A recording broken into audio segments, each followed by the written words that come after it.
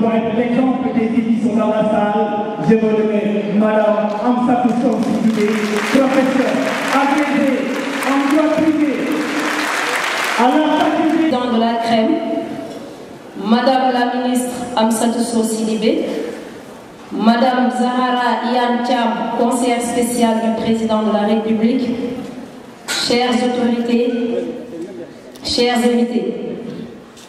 C'est un honneur plus qu'un plaisir que de me présenter en ma qualité de vice-présidente de la coordination régionale des étudiants de Matam en son 5e édition pour la célébration de la journée d'intégration.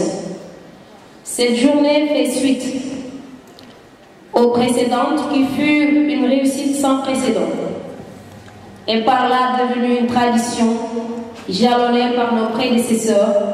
Je veux citer Amouti Diakfal ici présent, Alassane Kalidouba, Seydou Silla, Moussa Dia, pour finir par l'homme du 21 février 2015, Mamadou Diallo. Les objectifs de la crème sont nombreux et donc méritent l'attention de tous les étudiants et de toutes les autorités de la région. Entre autres activités réalisées jusqu'ici, à savoir l'assistance sociale et pédagogique aux nouveaux bacheliers, consultation gratuite, des journées portes ouvertes, logement et équipement, l'étilement, la culture, etc. Nous n'en sommes qu'à mi-chemin. Notre rôle, chers étudiants, c'est de construire une citoyenneté pour nous-mêmes en vue d'être utiles à la région de Matam. L'importance de ce thème aujourd'hui, à savoir l'exploitation minière dans la région de Matam, enjeux et perspectives, montre notre souci et notre attachement à la région et à son développement. Il est vrai que nous, étudiants résidant à Dakar, en bénéficie avec une subvention de la société d'exploitation, mais faudrait-il s'en limiter à cette faveur?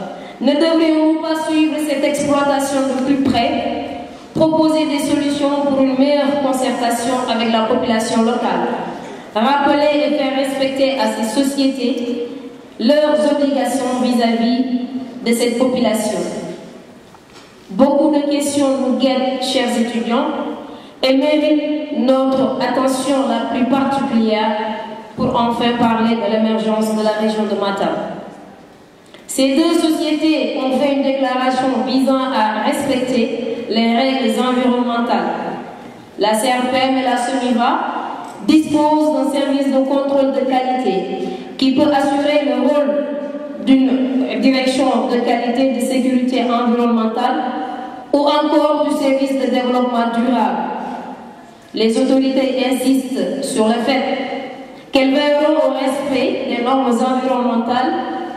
Ils déclarent que le phosphate est naturel et ne serait pas toxique.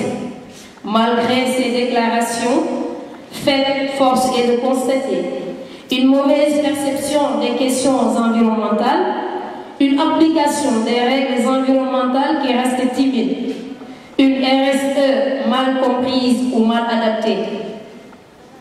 À l'instar de nombreuses entreprises sénégalaises, la RSE n'est pas bien comprise par les entreprises minières. La plupart adoptent ce concept dans leur démarche, mais ne lui donnent pas de véritable signification opérationnelle.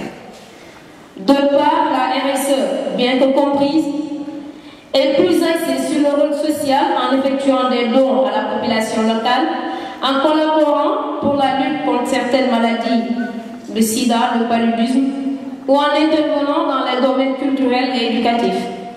La CRPM et la SOMIVA ont une obligation morale envers la population